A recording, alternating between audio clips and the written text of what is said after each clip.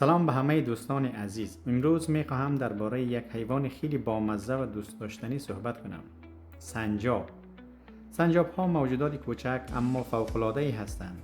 همیشه در جنب و جوش اند، از این شاخه به آن شاخه می پرند و انگار هیچ وقت خسته نمی شوند. دیدن آنها واقعا حس خوبی می دهد، چون با انرژی و نشاطشان به ما یادآوری می کند که زندگی فقط نشستن و منتظر ماندن نیست. زندگی یعنی حرکت، تلاش و امیدوار بودن است. یکی از چیزهایی که سنجاب ها را جالب می کند این است که برای آینده هم فکر می کند. وقتی غذا پیدا می کند مقداری از آن را ذخیره می کند تا در روزهای سرد و سخت دچار مشکل نشود.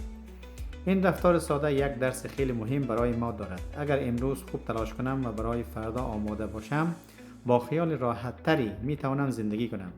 سنجاب با اینکه جوسه کوچک دارد خیلی شجاع و با چابک است. از بالا رفتن نمی ترسد و با سرعت از موانع عبور می کند. شاید همین ویژگیش به ما بگوید که برای موفق بودن لازم نیست همیشه بزرگتر باشیم. کافی است با اراده، امید و پشتکار جلو برویم. در نهایت سنجاب فقط یک حیوان بامزه نیست، او نمادی از انرژی، نظم و تلاش است. پس هر وقت یک سنجاب دیدین یادتان باشد که حتی موجود کوچکی هم می تواند درس‌های بزرگی برای زندگی داشته باشد. ممنون که همراه ما بودید. تا ویدیوی بعدی حالتان خوب و دلتان پر از انرژی.